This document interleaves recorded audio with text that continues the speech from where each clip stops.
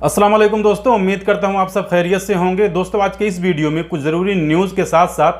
कुछ जवाज़ात से किए गए सवाल हैं और ये ऐसे सवाल हैं जो लोग नए सऊदी अरबिया के अंदर आए हैं उनका ये सवाल बहुत रहता है। तो इस वीडियो में उन सारे सवालों का जवाब मिलने वाला है। तो आपसे रिक्वेस्ट है इस वीडियो को पूरा देखें ताकि पूरी जानकारी आप लोगों को मिले। तो चलिए वीडियो को शुरू करते हैं, लेकिन वीडियो शुरू करने से पहले आपसे रिक्वेस्ट है वीडियो को अभी से लाइक कर दीजिए और चैनल को अभी तक आपने सब्सक्राइब नहीं किया है तो चैनल को सब्सक्राइब करके बेल आइकन को प्रेस कर लीजिए ताकि हमारी आने वाली अगली वीडियो का नोटिफिकेशन आपको मिले। तो सबसे पहली न्यूज़ ये है कि मिनिस्ट्री ऑफ इंटीरियर की तरफ से जो हर हफ्ते न्यूज़ आती है कि 14,000 15,000 गैर कानूनी तरीके से गैर मुल्कियों को पकड़ा गया है, तो इसमें फिर एक बार इंटीरियर मिनिस्ट्री की तरफ से ये बयान आया है कि पिछले हफ्ते यानी 31 मार्च से लेकर 6 अप्रैल तक 12,920 गैर कानूनी गैर मुल्कियों को हिरासत में लिया गया है, जिसमें उन्होंने बताया है कि 8,171 ऐसे लोग हैं जो इकामा कानून की खिलाफ वर्जी कर रहे थे और 1,647 ऐसे लोग हैं जो महना कानून की खिलाफ वर्जी कर रहे थे। इसके अलावा 3,102 गैर मुल्कियों को बॉर्डर सिक्योरिटी के उल्लंघन के जुर्म में गिरफ्तार किया गया है और इसमें 11 लोग ऐसे गिरफ्तार हुए हैं जो गैर कानूनी तरीके से सऊदी अरबिया के अंदर दाखिल हुए लोगों की मदद किया करते थे। और ऐसे लोग जो गैर कानूनी तरीके से सऊदी अरबिया के अंदर दाखिल हुए लोगों की मदद करते हैं उनके ऊपर 10 लाख रियाल जुर्माना और 15 साल की जेल की सजा हो सकती है। इसके अलावा जो इकामा कानून और महना कानून की खिलाफ वर्जी वालों की मदद करता है उसको 1 लाख रियाल जुर्माना और 6 महीने की सजा की बात कही गई है, जिसके बारे में मैं ऑलरेडी वीडियो बना चुका हूं, आप हमारी पिछली वीडियो में जाके देख सकते हैं। इसके अलावा अगली न्यूज़ हज करने वालों को लेकर के है। सऊदी हुकूमत ने कहा है कि इस साल 10 लाख गैर मुल्की और मुकामी लोगों को हज करने की इजाज़त दी जाएगी, यानी जो दूसरे देश से आएंगे और सऊदी अरबिया के जो लोग रहेंगे टोटल मिला करके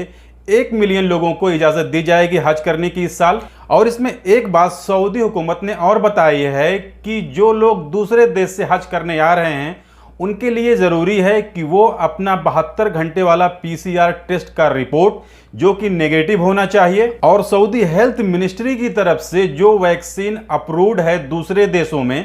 उस वैक्सीन का सर्टिफिकेट यानी वैक्सीन सर्टिफिकेट और नेगेटिव RT-PCR का रिपोर्ट उन हाजियों को जो दूसरे देश से आ रहे हैं उनको अपने साथ में लाना ज़रूरी है। तो ये RT-PCR और वैक्सीन सर्टिफिकेट ये सिर्फ हाजियों के लिए लाने की बात की गई है, बाकी नॉर्मल लोगों के लिए ऐसा कोई न्यूज़ नहीं है। कोरोना बीमारी की वजह से पिछले साल सिर्फ 58,745 लोगों ने हज किया था, लेकिन इस साल ये 1 मिलियन बढ़ाकर कर दी गई है, जबकि कोरोना के पहले ये तादाद तकरीबन 20 लाख के आसपास हुआ करती थी। इसके अलावा जवाजात से पूछे गए कुछ सवाल हैं। तो सबसे पहला सवाल ये है कि ट्रायल पीरियड के दौरान अगर वर्कर को कफील ने खुरूज नहाई लगा दिया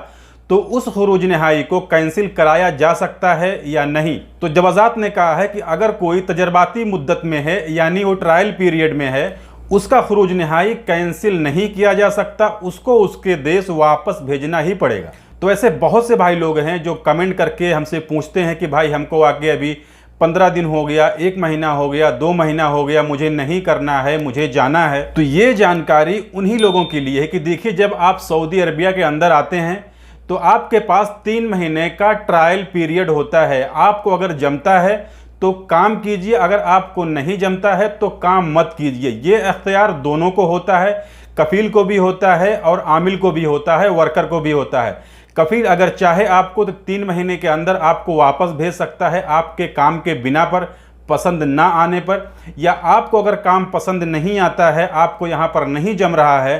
तो भी आप 3 महीने के अंदर खुरूज नहाई जा सकते हैं। जवाजात ने यह भी बताया है कि तजर्बाती मुद्दत जो होता है वो सिर्फ नए लोगों के लिए नहीं होता है। यहाँ पर जो पुराने लोग हैं, पुराने मुकीम हैं, अगर एक जगह से दूसरी जगह पे ट्रांसफ़र लेते हैं तो जहाँ पर वो ट्रांसफ़र ले रहे हैं वहाँ पर वो तजर्बाती मुद्दत का चयन कर सकते हैं, चुन सकते हैं, जिसमें वो 3 महीने से ले करके 6 महीने तक का टाइम होता है, जिसमें वो देख सकते हैं कि मैं यहाँ पर काम कर पाऊँगा, मेरे लिए सही रहेगा कि नहीं रहेगा। उसके बाद में ही वो अपना कॉन्ट्रैक्ट साइन करें। और लेबर लॉ में ये भी कहा गया है कि जो तजर्बाती मुद्दत होता है, जो ट्रायल पीरियड होता है, उसको 3 महीने से बढ़ाकर 6 महीना भी किया जा सकता है। अगर 3 महीने में समझ में नहीं आ रहा है, कफील के समझ में नहीं आ रहा है या आपके समझ में नहीं आ रहा है, तो दोनों की सहमति से ये जो ट्रायल पीरियड का वक्त होता है इसको 3 महीने से बढ़ाकर 6 महीना भी किया जा सकता है। इसके अलावा जवाजात से एक सवाल और किया गया जिसमें पूछा गया कि 1 साल पहले उनके इकामे पे मास्क का फाइन लगा था, यानी मास्क की खिलाफ वर्जी का चालान कटा था, जो अभी तक उन्होंने पे नहीं किया है। तो अब अगर उनको नकल कफाला लेना है तो उस फाइन को पहले पे करना पड़ेगा या नकल कफाला बिना फाइन किए हुए ले सकते हैं। तो जवाजात ने कहा है कि आपके इकामे के ऊपर कोई भी फाइन हो, कोई भी केस हो, किसी भी तरह का चालान हो, तो ना आपका खुरूज औहदा लग सकता है, ना आपका फाइनल एग्जिट लग सकता है, ना आपका कहीं पर दूसरी जगह कफाला हो सकता है। उसके लिए ज़रूरी है कि सबसे पहले जो आपके ऊपर केस है, जो आपके ऊपर फाइन लगा है, उसे क्लियर किया जाए। इसके अलावा भी अगर किसी का कोई सवाल है तो कमेंट कर सकता है, या हमारे वीडियो के डिस्क्रिप्शन में हमारे इंस्टाग्राम का लिंक दिया हुआ है, वहां पर मुझे फॉलो करके मुझसे मैसेज करके बात कर सकता है। तो ये थी आज सऊदी अरबिया की कुछ ज़रूरी न्यूज़ और कुछ जवाजात से पूछे गए सवाल। उम्मीद करता हूं जानकारी अच्छी लगी होगी। अगर जानकारी अच्छी लगी है तो वीडियो को लाइक कर दीजिए और चैनल को अभी तक आपने सब्सक्राइब नहीं किया तो चैनल को सब्सक्राइब करके बेल आइकन को प्रेस कर लीजिए ताकि हमारी आने वाली अगली वीडियो का नोटिफिकेशन आपको मिले। मिलते हैं फिर अगली वीडियो में, तब तक के लिए इजाज़त दीजिए। खुदा हाफिज़।